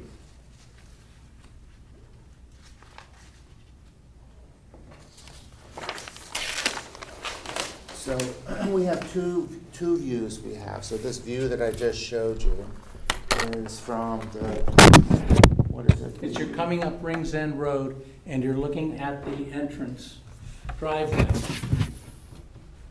And this is the entrance drive down here. And the stone wall is here and it goes inside the Okay. driveway a considerable distance. So to your So left this is Rings End Road here. And you're gonna put Belgian block all the way around the curve? No, that's the artist's rendering. All right, well, that's We're not why I was putting- confused. I don't see us Okay. putting- now- We're not putting, I don't think we're Understood. putting Belgian block on the edge of the highway. We're not gonna. Or the Rings End Road. Yeah. This is Rings End Road, Yeah. so that's not happening. Okay, But we are thank you. doing the Belgian That was block my on the confusion, inside. thank you. Okay. And this stone wall is a very significant stone wall. It's 26 inches minimum at the top. That's the depth of it. It is 40 inches high minimum. It goes to 44 inches in a number of places. The base is 3 feet from side to side. That is a very substantial stone wall. It has existed there as far as I know. And I've been a member of that church for over 30 years. But so now aesthetically you're blocking it. What you're arguing now is that it's a safety factor that I can't blow my car Absolutely, it's a through it. safety. So And- instead of having bollards, you're having a stone wall. Oh, no, we don't need bollards. I understand. Is what we believe. But you just Because- blocked the fence. You I'm can't, sorry? you Block just the block stone the wall. wall. You No, can't it's see not. anymore. Well, the fence is on the inside, and then we have a line of trees, which in 10 years will be fairly substantial, will be 8 to 10 feet tall. Let me clarify this. This is the existing stone wall. There's already a deciduous vine that grows on top. So sometimes it's brightly colored, sometimes it's sparse, and we're not changing any of that. All that we're doing is planting a tree line behind the stone wall and the new fence, just so that we hide the fence. Yeah. That's really the goal. We're not changing anything about the character of that wall at all. So that's, if you go back to the other one, that's this picture. So that's, the stone wall is here, the existing stone wall that's this guy right there, and we're not changing it, it just changes character through the seasons. Right, so the one that's, in the middle one that's on the left. This one is the No, driveway entrance. I don't care about that one, the one below it. This one. That's not right either, because that stone wall is supposed to be covered in So there's vines. two perspectives. This is the driveway entrance into St. Luke's. I get it, From Rings End Road coming up towards the Post Road. I get it. This is coming from Post Road towards in the other direction, and this is the front driveway of St. Luke's. Okay. Now, That time out. stone wall is there. Right, I understand. The top right, This okay? one. The Yeah. stone wall's covered in vines. This- Here, yes. That's the, Sporadic. right along Now Reeves go End down Road. to It's the carbon middle lines. left. Middle left? Correct. Stonewall's clean as a whistle. That is clean as a whistle, No, it's just but- in shade. No, the one below, where Violet's pen This, is. but this is a different view. This Same is, view. this is coming up from Rings End Road going into the driveway. I know, I This know, is 5 years later. I know, This one is planted. I know. This is clean as a whistle, that's clean as a whistle, that's clean as a whistle, it's the same view. Got it. This is in shade, you just can't see it, but it's there. So what's the difference between the one in the middle on the This- left and the one on the top on the right? Different, so this is looking from Post Road, looking down Rings End, this is on Rings End, looking up towards the Post Road. And they're all, Let me this is, just do this, so then, this view, which is off the Post Road, that's these three images, okay? This view, coming up Rings End Road, looking towards the Post Road, that's these three images. Existing, what it looks like at the time of planting and after 5 years, both views. Thank you. Thank Okay. you. I have a question for you. You propose 45 cryptomeria trees. Yeah, That sounds, I don't know if it's a different species, but the cryptomeria tree that I'm familiar with is incredibly fast growing and can grow, like, within 5 years will cover a 2-story building. this is not that type. It's not that variety? This is one that the ARB Okay. has, a landscape Okay. architect, she looked at it and said, yeah, that's the Because right I plan. was thinking, when I saw the cryptomeria, I thought you'll want to, I mean, it'll be a This is the black, skyscraper, sure. this is the black dragon Okay. variety, which is Thank you for that different, clarification. maximum height, say 10 feet. Got it. After 5 years, they grow fast. Got it, okay. Could I Okay. just go back to the beginning, sorry, but Yes. just, I want to understand the size of the new playground relative to the size of the existing playground. the existing playground is approximately the same, so as we explained, when we approved this change here, we have to modify the footprint of the existing playground, so we reduce it. I think it's about 5,000 square feet. Total, now. Yeah, it's about Reduced. 6,500 now, and I think we're reducing it to 5,000. Oh, you're reducing it to Well, we have the 5,000. exact numbers. This one over here is slightly less, 4,800, 4,500. And the distinguishing difference between these two is that we are locating our, this is the proposed layout. Mhm. This is our property setback line. As the front yard is here on Rings End side, Uh-huh, right. and this is the equipment that meets setbacks. So, right, so these are fixed, like two pieces of fixed equipment. It's the And- basket swing and the climbing tower. Okay. I'm Those just are kind of, located next to the building. yeah, back on my question about the size, though, I was just kind of hung up on the fact that we heard kind of quickly that you're gonna have 2s and younger 3s go into the new one, and then still having 3s up to 5s go into the old one. And I'm a little nervous about, well, 3s are 3s. You're gonna have them crossing that sidewalk, that's all and I guess it's because you can't fit them all if you're gonna reduce the size. Well, I think we could fit another's, but we just split it that way because I don't know exactly. I talked to Elizabeth Hurl, the director, and she felt that was the way it should go. If you want us to reconsider that, we'd be more than happy to do that. Okay, but let's rewind a little bit, because what generated us to consider bifurcating the playgrounds was in part due to your concerns that you presented to us previously. And it was combined, it wasn't the sole factor, but we wanted to keep any fixed equipment, we wanted to keep below this red line. And when we tried to do that, it just was too much stuff to accommodate all the children. So we could make this work. We'd have to go get a Just- variance to put the bigger equipment, the fixed equipment, in the front yard. And we felt that it made sense to keep the larger equipment for the older kids that has a higher, tolerance, higher height allowed, and then have the little kids here. You said you are looking for a waiver of the 25? Yeah, still looking for a waiver anyway. We're asking you, you have the power to waive the 25-foot buffer. Because you couldn't get a variance? No, we wouldn't ever ask for a variance on a buffer reduction. You guys have full power to do that under section 940, et cetera, where it's appropriate. And the purpose of the buffer is to screen the special permit use from the public highways, which this effectively does.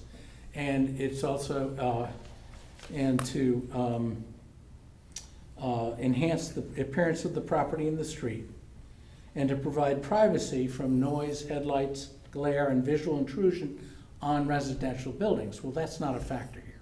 We don't have headlight glare, visual intrusion on residential dwellings. We do have kids in a playground, but the dwellings across here, and it's an apartment building, and they'll be all screened. And actually, your buffer is supposed to be 25 feet deep and have deciduous trees every 50 feet. And that doesn't achieve the purpose, the original purpose of enhancing the appearance of the property in the street and partially screen the use. What we've proposed is far more effective. If you want to use it as a playground versus what Yeah. it is now. Yeah. Weber's got it different. All right, so how tall is this equipment? 8.5 is the top member. This four, which is this guy right Right, here. so the wall is, the fence is 4.5 feet, and then this tree that's supposed to be planted is gonna start out at 5 feet. So we're gonna see This is something what you like see. 4 feet above the tree line. Actually, no, because the equipment it's elevation 55 in the upper corner here, and it's elevation 50 down here, so there's a 5-foot drop. And the drop is closest to the building, so it's canted, so the water runs here. And this equipment is gonna be a foot or 2 feet, 3 feet below this corner. So where's that spot elevation? So this spot elevation is like 55 up in that corner. Is that on the application? It's in the survey that was submitted with the application. And what is the max height for the non-permanent equipment? I'm not sure if you've got that information on. What page is that in the We application? submitted, it's a separate the survey is in the file. What's I the don't number? have a copy of it with me. So I'm just supposed to believe you at the spell elevations, spell elevations. I'm serious, why, Well, I think it should not be in the front yard. I've said that for a Okay, year. well, That's why we yanked it, and that's Right, why and we you were thinking have, about you the need a criticism. waiver for this stuff, and you're telling me that a kid's be standing on this thing, and they're 8 feet in the air, 4 feet above a fence. That's not what Wilder said. It's I'm- 8. Prove it to me. I'm gonna tell you. Prove it to me. Okay, so what he said is the equipment is 8.5 feet high. The top member of the Dropping equipment. it down 3 feet is what he just said. The cross slope across the property drops down 3 feet. That's It drops down 5 feet. That's what you've five. got. I'm sorry, 5 feet. But regardless of the pitch, that structure is 8.5 feet tall off the grade. Say it's flat, and it's still. That's the point of what you see. This is ultimately what you see. This screen will hide that equipment. But you just said a minute ago, that's not Rings End Road. This is the front This is the view, front. that is Ringside Road coming from the post road. This is the high side, this is the low side.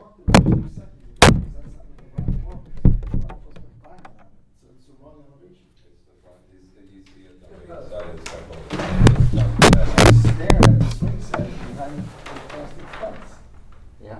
Move your.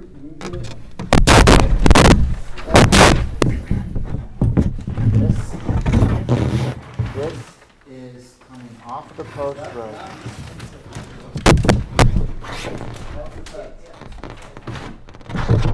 This is the swing set on the high side. Yeah, that's part of the fixed layout, yeah. The next 100 years. Does that gate exist? Yes or no? That gate, there is a gate there, it's not that gate. You know, Yes or no? so you're, yes or no that it'll be there for 100 years? I don't know. It's gonna be there for I don't 20 know. years because there's no bushes that's gonna grow in front of it. You are putting bushes and you go from 5 No, feet the to 8 bushes do go in front, this is the gate, you've got to get into the playground. So yes, there's a gap there, but it's really showing the building, we're not seeing children. So is your problem the issue with the height of playground equipment sticking up above the trees? Correct. Or seeing children? Because from a children's standpoint, that's a safety issue. Both. And it's- But this equipment is within the setback.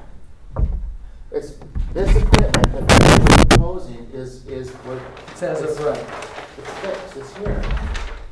It's here. That's the swing set, that's the fork.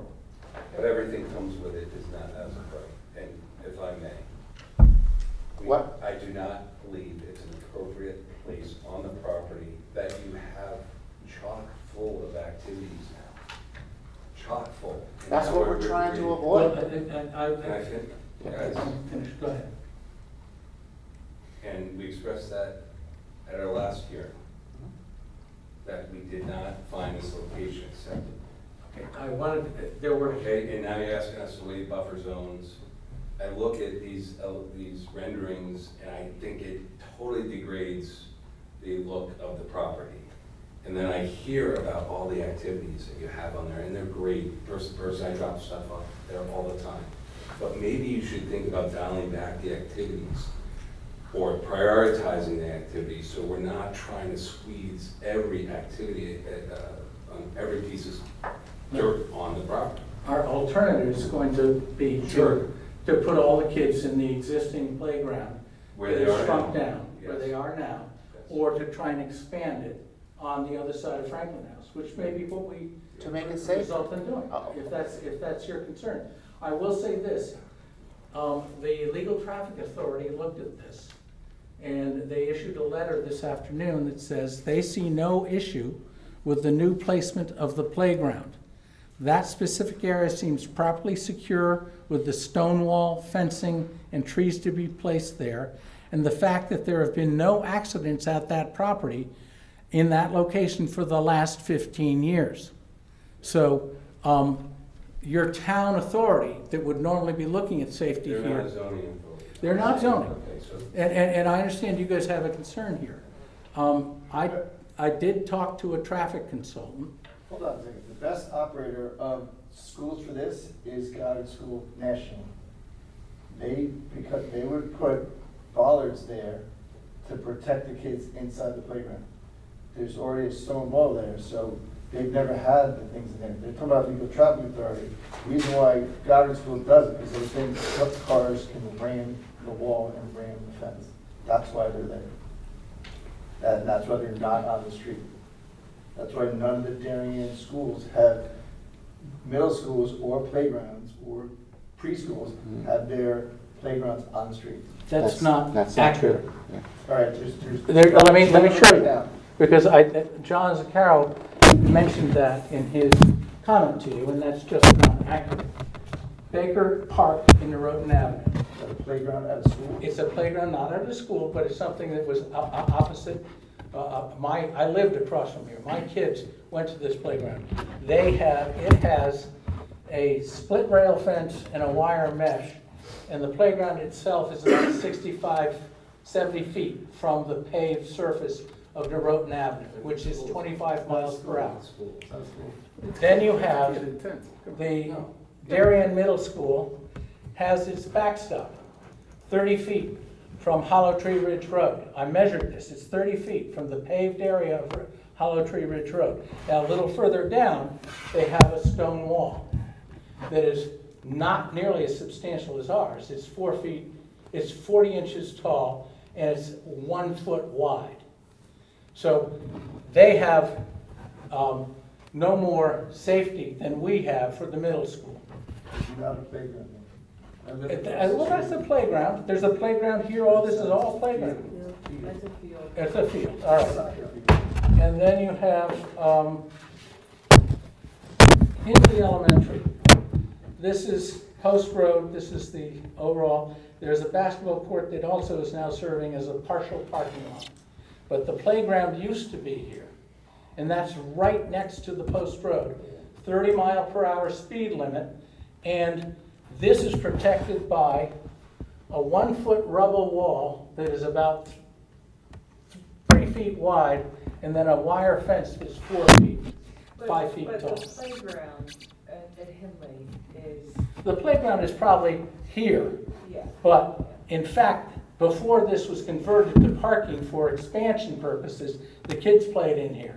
They didn't, there was nothing there. The ed specs made them move it, that's why they moved it. I don't know that, but I do know that they I'm had. on board. I'm sitting right here. All right, and then, That's why they moved it. Royal Elementary School. Royal Elementary, I just went, this is a playground, I assume. This is the area overview. Playing field. That's a field. It's a playing field. Playground's in the back, well. Playground's in the back. Okay, it's, all right. So playing fields versus playing fields, okay, Huge difference. all right. But again, my concern is not, I mean, that's part of my concern. But my main concern is how you're crowding the property with so many activities. And it ruins the aesthetics of that home.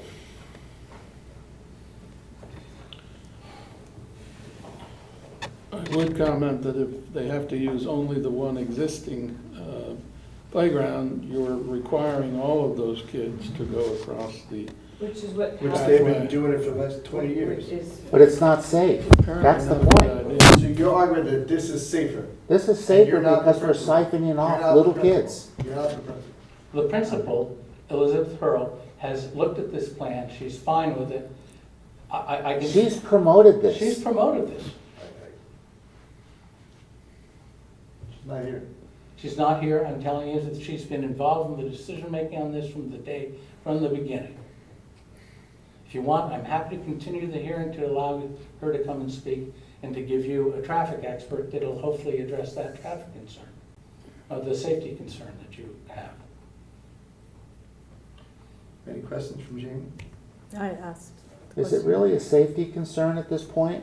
Not, but Yeah, that's a so secondary I don't want to concern. retain a traffic consultant if you all are satisfied that What's the traffic consultant on roads? traffic consultant's gonna give you road count. I mean, if we have to No, have. no, he'll give an opinion about the safety of this for kids on the basis of what's going, I've talked to a guy who will help us out. No, I had. So it's a Wait, so you're gonna. It's a let me get this straight. No, no. Decision. He's gonna say it's not safe to cross the road, but we're gonna still cross the road? I mean, I just, but again, my concern is not safety, it's that we're crowding every square inch of this property with an activity, and you're ruining the aesthetics of the neighborhood. How, By how is putting that? that fence up. By the The fence we won't see. And, But there's you know, greenery you're all asking us to down waive- Rings End you're Road. asking us It's to all waive- green. It's all green. You're asking us to waive, buffer zones and that sort of thing too. So I'm just giving you my opinion. I mean, again, if we keep it open, I have to keep my mind open, but I'm trying to give you feedback. Feedback's consistent with what I told you at the last one. It is consistent, so I don't know that it's an open mind, but it's consistent. I'm Yep. only one of 6 commissioners. So. But you also, that fence, that's the gate, is always gonna be visible from there. The gate will always be visible. Yeah, that's true. I would open up to the general public. Any questions? Did anybody in the public like to speak to this application?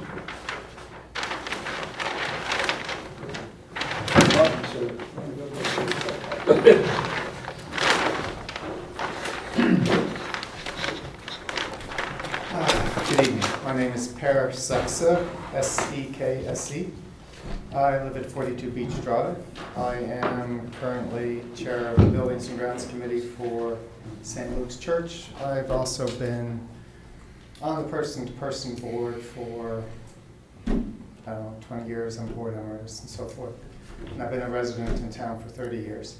So you're speaking as part of the applicant or speaking as the general public? I'm speaking as the general public right now, just making But sure you no, understand we my appreciate- full we appreciation of this. We appreciate your statement, all of that. So I volunteer for person to person. I spend a lot of time there in the mornings. And I will say, when I arrive to pick up the van to go to food rescue, it is a very busy parking lot. You have a confluence of things going on, everything from occasionally food deliveries from Food for America. You have, the parents dropping off their kids. There's a genuine, real concern that over time, much as you said, activity levels have risen. And part of what I know that all the organizations are trying to do is manage that, right? They manage it through how many kids can go to the school, and how many activities we have. And you're aware of all that.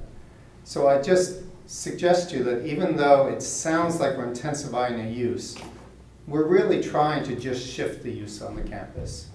That's what I see as a member of the church, a member of the public. I understand some of the concerns about the aesthetics, but for the most part, you don't really have a lot of people staring at that side lot of the property. And I just hope that you'll stay open-minded, because I'm sure you'll end up with a continuance. But I do feel that this effort that's going on is not to increase intensification, it's to shift it around and make it just a better use of the existing property. So that would be my contribution for this. Thank you, sir. Thank you. Anybody else like to speak to the application? Can I ask you, as a grounds? Sure. person, have you ever evaluated other traffic patterns for the person-to-person use that would effectively eliminate the crossover with the preschool?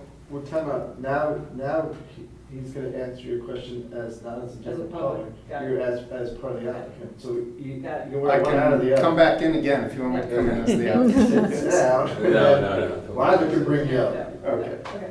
All right. It's, Got it. he's wearing two Good hats. point, good point. Yeah, good point. He did not know. He is on the grounds committee, is chair of the grounds committee, that's Sure. John, sir. John Vaccaro, Darien resident.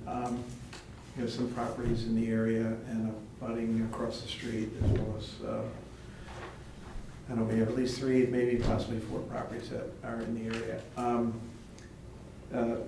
Rings End Road has become, a very important road. It always was, but it's even more important today because now you've got the Great Island. We just remodeled the whole Pear Tree Point Beach. And there's just, been a lot of good things happening. In addition, across the street and within 2 or 3 houses of this site, a lot of them have plaques or historic. So it's one of the few places in town where you can see a series of houses that actually have plaques on them. I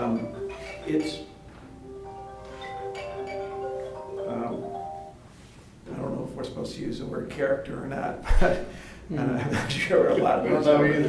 But I think Mr. Sini had a different word. It was a pretty good word. But there is something that's unique about that area. The church itself is historic, but I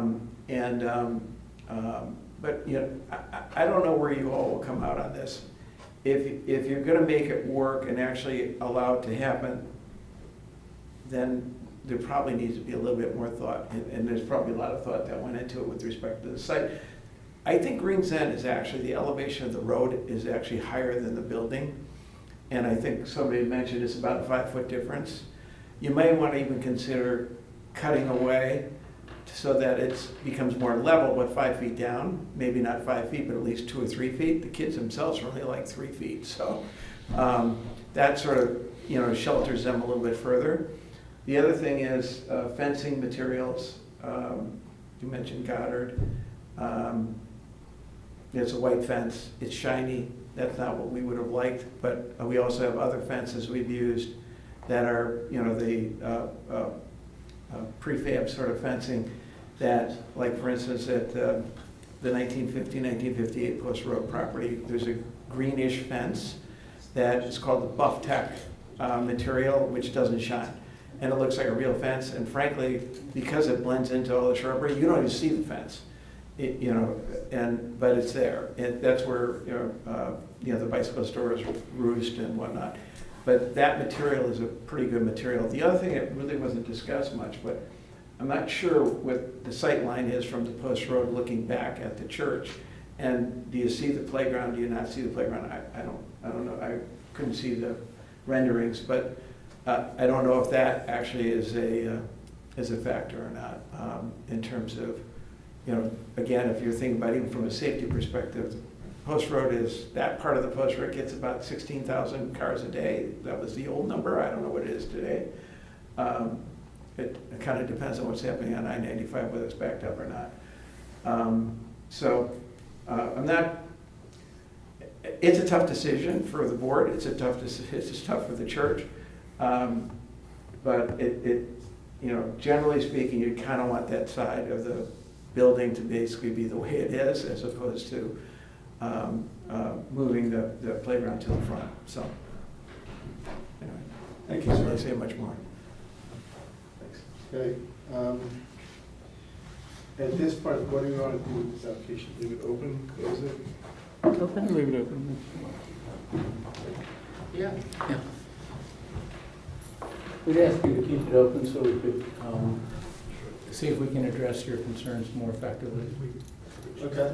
And bring the You principal. should have like board members and appropriate people that make these decisions. Okay. Why isn't the president of the board here? It's a church. I mean, any other time we see the church, the most important decision makers here is Congress. Apologies, they're not. I mean, you've been doing this here longer than I have. Yeah, but No, I've been doing it for 16 years. I guess one of the to-do items is fine-tune, if there's a way that they can fine-tune operations to avoid conflicts, as best. Regulate the pickup time, the drop-off time at the food. Right. This gentleman. We'll try and give you more detail on that and what's He going does on. it at 8 o'clock in the morning, 7:30 in the morning, he rescues food, or the trucks go out. Tell us what time recess is. If the kids get dropped off at 9, the first recess is until 11, with the little kids with the food walk across the road. It doesn't change. How many sections do you have? How many classrooms are there? You know, does classroom 1 go at 11, and classroom 2 go at 11:20? Classroom 3 We'll go at try and give you 11:40? much more We didn't detail pay about that. that. Yep. No, but And ultimately. you're saying it holds 100 kids, but it's not gonna have, it's never gonna have 100 kids in it. Right. There's Not still- at one The kids time. are- I they're- mean, she knows it, she Yeah. knows it that's better than anybody. Maybe there's gonna be 20 people in there, you're saying it holds 100 kids. Well, I didn't It's say supposed to that. hold I said 20. that 100 kids will use it, I get it. and I get it. I 50 know will exactly use the what other you're one. But there's not 50 kids in one 2-year-old classroom. That's Not a true. chance. Not at one, It's probably not 15. outside of recess, yes, that's right, but there's 50, so, You're an architect, you're Anyway. not the principal. We'd like to have a yeah, chance no, to we'll, give you the we'll bring details. her back to talk to that, sure, if How many that's. kids are in class? 15 kids? No. And I guess the other, what is the possibility of expanding the other playground so you don't have to use the front? Yeah. Okay, I would love to All right, see that. we should probably But put this off when we to the... approved the last one, we specifically made sure that if you need to relocate the dumpsters, you'll relocate the dumpsters. We will be able Now to do you're that. not relocating the dumpsters, you're keeping them exactly No, where Well, no, we anticipated that we, anyway, we you will, shrunk the big kid I playground. think you've heard that we're struggling. got it. We'll do what we can to address it. Fred and I were discussing briefly the continuation date. The commission has 2 upcoming meetings in September.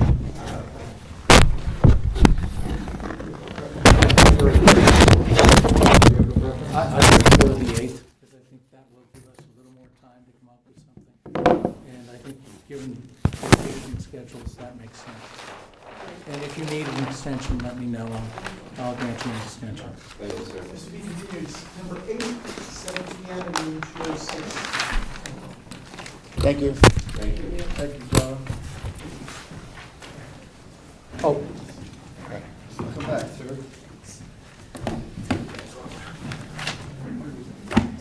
All right, next item on the agenda, coastal site plan review number 297B is a board, flood subdivision application number 337A is an apple. Land filling regrading application 230A is an apple. Special permit application number 348, also known as PL 26-97.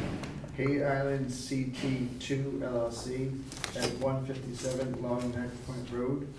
Proposal to raise the existing pool house on the property and construct a replacement pool house in generally the same location.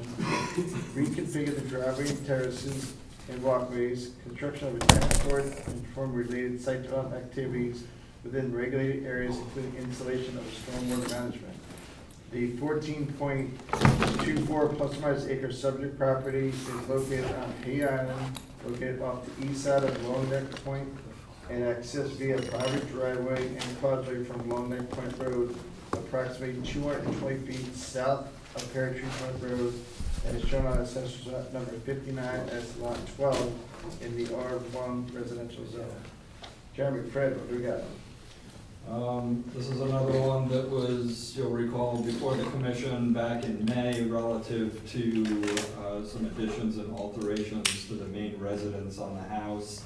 The commission reviewed and approved that a couple of months ago. This is now before the commission for coastal site plan, flood damage prevention, and land filling and regrading approvals to demolish the existing pool house, currently in the AE flood zone, construct a new pool house, construct a tennis court, reconfigure the driveway, and construct a redesigned pool patio, site walks, and landscaping. The new pool house is going to be constructed outside of the flood zone. However, the tennis courts, the tennis court and portions of the pool patio are or will be located within the AE 14 flood zone. The application was referred out to Joe Canis of Ty and Bond. Mr. Canis submitted comments for the record dated today, 28th. We uploaded those comments to the application this afternoon. He had several minor comments relative to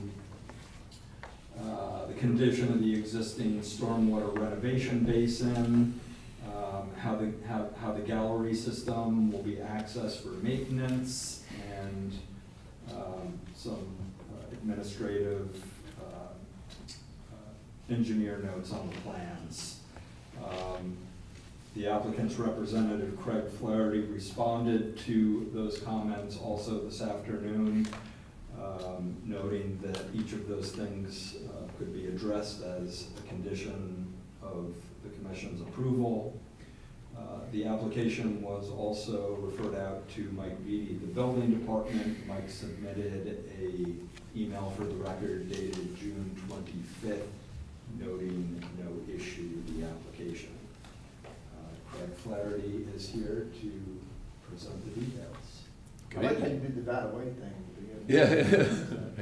Well, You give me some letters, you get some letters to turn. Went lo-fi tonight. Don't blame you. Yeah. Craig Flaherty, a professional engineer licensed in the state of Connecticut, a principal and senior engineer with Redness and Mead Land Use Consulting Company with offices in Stamford and Wilton. Here on behalf of the applicant, we provided both land surveying and site civil engineering services on this project. You saw us a couple of months ago where you approved the main house improvements. I told you we'd be back for the pool house and the tennis court. We provided both an application narrative and made reference in that application narrative to a coastal area management assessment, which is in your records, a drainage summary report, which is in your records, and a flood zone compliance analysis from Brace Coastal Engineering, which is in your records. So we went briefly over regulations 810, having to do with coastal area management, regulation 820, having to do with flood damage prevention, and I'll come back through this. Section 850, having to do with landfilling, excavation, and earth removal. Section 870, having to do with sediment erosion controls, and Section 880, having to do with stormwater management. So on the coastal area management side, it's actually kind of a unique site. It is an island, and many coastal resources do exist around the periphery or in proximity to the island. I think the bottom line to all of this is this was already developed as a single-family residential estate, and all the improvements we're proposing are inland within that already developed single-family residential estate. We are not actually, except in the case of the floodplain, which I'll get to, we're not actually disturbing land in or near any of the specific coastal resources cited in our analysis.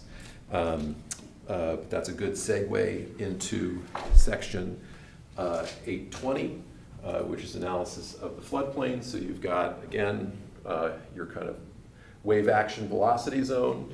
That's this outer dashed line that I'm tracing here. And then you have your, this is all zone X within this shape here. This is non-flood zone. So this is backwater or still water in through here, and then this is limited wave action going out to velocity zone. The house is well above, you've already approved that. The existing pool house is below and within the floodplain. So one of the big advantages of this application is we get rid of that structure at risk and we replace it with this structure, which is out by FEMA map. It's out by elevation, both existing and proposed. So, and it's up above the flood elevation. Because it's in that position, it does have a basement. That's where mechanical equipment's going, but that's out of the floodplain and unregulated. It's also, we're going from a pool house that currently has a kitchen and a full bathroom, which theoretically you could call it like a studio type dwelling unit, to something that does not have a kitchen and only has a half bath. It does have an outdoor shower. So as far as floodplain management, we're compliant. We are proposing to enlarge the pool patio a little bit over here and enlarge the pool patio a little bit over here where the pool house was. But on balance, we're actually taking more from that direction out of the floodplain than we're putting in it. What's the patio mean? It's so it's going to be like bluestone or stone over earth on this side and this side. This side is actually open underneath, so it'll have like a reinforced concrete deck on top of it because they'll store kayaks or paddle boards and that sort of thing under the terrace there. Does that say storage, flagstone patio with storage underneath? Yes. Got it. Hopefully it does, yeah. And you have doors on the water side? Yeah, that's right, exactly. Yep. And so also in the floodplain, we are proposing a tennis court, and there is fill being brought in to create the flat plane for the tennis court, and also to provide stormwater mitigation underneath the tennis court. That's where we're putting the infiltration galleries.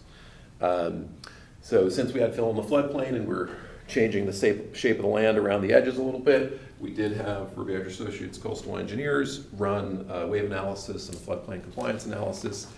They found, not surprisingly, that this being a 14-acre island not near anybody else, that it wasn't going to have an impact either on the base flood elevation or the wave run-up or reflection on anyone else's property. Those chambers on the tennis court, that's the same thing we did over at Coconut years ago, right? I believe they are, yeah. I've done them on tennis courts several times. Yeah. Works out well. It's a hard court or is it flat? I modeled it as impervious, Okay. so I think it's a hard court. I'm pretty sure it's going to be a hard court, but I actually don't know the answer. Well, if you said impervious, I would assume. Yeah. I assumed it was paved. Got it. And that's how we did the numbers. So we did also, in the narrative, go through the criteria for consideration under landfilling, excavation, and earth removal. Went through each of your criteria for decision there. I don't think I want to go through it. I don't think there's anything too controversial. We're not grading or filling near the property boundary, and there's no neighbors on which we would have an impact with that grading or filling anyway. And as long as we're landscaping it nicely and providing sediment and erosion controls, compliant with your regulation, this being the landscape plan, which is amazing.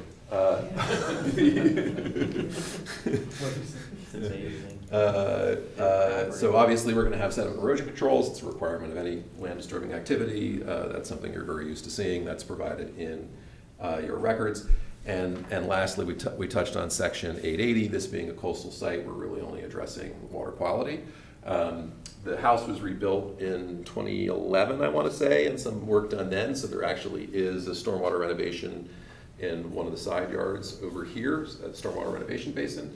That's functioning very well. We actually went out after one of the 2-inch rainfall events we got this month, and were able to show that it had soaked back into the ground, so it's functioning as it was supposed to. We don't really have much of an increase going over here, a little bit, but most of our increase is going to that new system there. We've done soil testing to prove that it will work. Ty and Bond reviewed it, largely accepted the design. There were 4 comments that we responded to. One was, did we see that the existing stormwater renovation basin was working? And yes, we checked that. 2, they wanted access to the infiltration system underneath the tennis court. That was a good catch. Usually I stick one of the ends of the infiltration system outside of the tennis court to put the access ports there, and that's what we will do here, so that's an easy little shift. They didn't see the wave run-up analysis only because it wasn't with the original package. It was submitted a couple of weeks later, but you've had that since July 2nd, and that's a pretty straightforward conclusion, which I'm sure you can understand. And then the last thing was basically a minor reference. So again, I think easily able to address those comments. So I think everything you need is in your record, and I'm happy to hear any questions or respond to any questions. This one was easy for you, it's a big piece of dirt. Yeah, just give me a lot of room, it's no problem. It fits. How much smaller is a pool house? It is smaller. Not including the basement, of course. Yeah. I don't have those numbers off the top of my head. I have to look at the tax assessor card for the existing one, and then we have the plans submitted with this record if we want to look that up. I mean, is it 30% smaller? Oh, yeah, I mean, you're going from like, I'm gonna say 12 or 1,300 or maybe 1,400 square feet down to like 950 or something like that. Thank you. So that staircase in the front of the pool house, that's going down to the basement? This one on this side, yes, that's going down to the basement. Okay. It's like, there's no second floor on it? No, there's no second floor. Okay. Jamie, any questions on this one? No, thank you. George? Surprisingly enough, no, I can't do it. Adam? No. And Mrs. Barcelona? It's, anybody in the audience complete this application? No. Yeah, no, Do we have to wait a month? I mean, Greg, you did a great job. I think you covered everything. All right. With that said, I entertain a motion to close. We have a motion on the table for a second. Jamie makes a second, or Adam makes a second. You're in the game. All in favor? Have a good night. Thank you very much. Thank you, Greg. Thanks for sticking around. All right, so we will go, close the hearing. Next item up for bid. Amendment to this general, we're gonna go out of the public hearing into the general meeting. Amendment to site plan application number 306, special permit, the Mather Homestead Foundation Common Inc. at 19 Stephen Mather Road. Request to modify the special permit for a one-time single-day basis to permit 200+ attendees for the Fall Festival in October 2026. Mr. Senior, you still sticking around? No, before day. All right, in our packets, we got a letter and narrative of what they want to do. As part of the packet, they gave us a historic background letter from last year, when I guess they did it at the May 2nd. John Sini, who's a friend of mine, has historically been the guy that directs traffic along the police department. He wears a yellow vest. I don't do that anymore. Well, historically he did. It's pretty straightforward. There is a lot of parking there. They manage it pretty well. They're asking for 400 people. I think the last time it was, I thought it was 350 if my memory was correct. I don't see it down here. That was more, yeah, because we counted at 150. I always think these things are good. They do come back once a year because we get the opportunity to see if there's any feedback. Fred, you'd speak to this woman all the time about it, right? Yeah, this is probably the 4th or 5th time that the Homestead has come back before the commission requesting an amendment to their special permit approval to allow for this Fall Harvest Festival. They're again requesting an exception to to their special permit approval to allow this event to occur on October 24th of this month from 11 a.m. to 2 p.m. at the Homestead with approximately 400 attendees at any one time, spread over 3 hours. Really no changes from years past where they've established a parking program or parking plan where additional parking is created on the lawn areas at the corner of Stephen Mather Road and yeah, thank you. Brookside Road. The question, there was something in here about, two things. Have we ever gotten any complaints on anything in the past? Not in the past 2, 3, 4 years. There was only somebody from Buchanan historically years ago who used to complain that. Yeah, I think there were, a few years ago, as I said, 4 or 5 years ago, there were a few people who lived on Upper Brookside Road who, at the end of the night or early the next morning would see litter or whatever. I spoke to, at the time, it was Samantha or someone else. That was 5 years ago, right? Okay. That's So right. nobody recently? Not within Okay. the past year or two, that's Right. correct. And the other question I had is, in the current security, especially like for these open air events, they're ticketed events that are free. So this one, the old one said it was unticketed, it's a free unticketed event. And the reason why they do ticketing is just to manage the parking count. Do you know if they're doing free ticketing to this one or not? I couldn't decipher that. And the other reason why I've seen them do the ticketing is just because they know how many people eventually go there, and they also get your email address and your text message on there. And they sell. They got plenty of room else. up there, they'll be fine. They've been doing this for a long time. Right. Yeah, Tickets or I no haven't seen any tickets, information relative they'll be okay. to ticketing the event. Because I went to some event, they send me nice emails all the time, but that's one thing I would suggest in the past. Any comments from anybody on this thing? No? It's a great event, and hopefully I'm here this year, we get to go on the A-Run. I just recommend that they come to us and ask for this to be put into the special permit so that we don't have to do this every single year. We did that, yeah. I mean, it's, And they could just do it and staff can approve it and this could be the same, they know how to manage it, they've been doing this since I've been on the board every single year, it's gone off without a hitch. It's a great thing. John, anything? No, refrain from comment. Look for a straw vote to approve. Adam makes the approval. George makes the second. All in favor? Done. We got your thing approved. All right. Deliberations only on anything, hearing closed. Do you want to deliberate anything tonight? Oh, we can certainly do Valero. The gas station was easy. Any questions on that? No? All What right, about right. Hay Island, Sam? Yeah. Valero and Hay Island, Yeah, it's fine. Good. The one we left open, we're not doing anything on the special permit at the high school, the Episcopal church we pumped it on, and, yeah, that's it. Okay. Next, approval of minutes. In your packet, we've got 2 sets of minutes. One is dated July 7th, the other was July 14th. We were with the Town Planning Conservation Department on both of them. Any questions, comments, typos, scrivener's errors on these? Anybody caught these names? Let's do July 7th first. Everyone saying yes? Did you watch our TV? Yeah, I was not on it, and I did not watch this one on TV. You want to recuse? Oh, yes, I Yeah, no, that's right, no.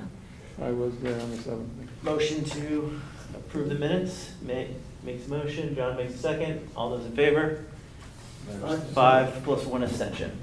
All right, next one is July 14th. Again, Town Planning Conservation George, Department, Mhm. some other I was out too. Studio Yeah. 800. Who's not here? We had Ravani, Bogash, Prasanti, and Sini. I watched it. Right, You watch it? I did. George did not watch it. Nope, couldn't bring myself to do it. A lot of POCD in there, it was great. I'm Any sure. You know you questions, can typos, comments, watch it scrivener's very errors on fast. this one? Yeah, you can watch it through XD. Okay. No, motion to approve, Looking for a motion to approve. Adam makes the motion. Amy makes the second. All in favor? And 1 abstention. 5-0, 1 abstention. Fantastic. George Rath. Next time on the thing, chairman's report. I'm gonna pass on the report tonight because I got a headache. But there's nothing really to report that's jumped up and down that's major. I think next week we're gonna have some stuff. Next month, what I want to let next month is what's going on the Heights, at the Heights. I think you heard about that a little bit. That's good. Yeah, next meeting's September 1st, so. Okay. Director's report, anything special, Jeremy? No, the only thing you'll see from the quarterly report is we've started the POCD referral process with an expected public hearing on October 6th. So we referred the document out to the RTM, town clerk, Board of Selectmen, various land use board, posted it on the website, and invited comments, so certainly we expect many comments to be received. Have you gotten it? We had a couple that came in like right before the last meeting on July 14th. Okay. So, Nothing not new. yet, but I know the RTM is certainly been strongly encouraged, and I met with the Board of Selectmen earlier today to say, we want you to come to an upcoming meeting, so they are certainly interested in giving some feedback as well, so. That is one thing that I would have said in my chairman's report. I think the quarter report's really good, and you guys do a good job. You know, the turnaround time and all the stuff that you do for these things to get the application in and out, you know, it's, I think you're doing a good job. Next meeting is September 1st and September 8th. We just talked about the any other business requires 2/3 vote to the commission. I did receive an email from Fred this week to go over something that Hervé questioned on July 1st, so I would like to be able to go to other business for a second, if you don't mind. Motion. Motion approved, or is 2/3, all right, other business. On Monday, Fred sent me a copy of an email that went from Hervé to the people that built Heights Crossing, which is V20 Group. There's a question with regards to the tables and chairs that were put there. We approved 76 tables and chairs there. They went in front of ARV. The tables and chairs are uncommon areas, so they're not specific to a tenant, but they're there for Chipotle and Raphael's. At the end of the day, when they went in front of the board asked for a darker finish on whatever they gave forward, which is, they said such as gray or dark black.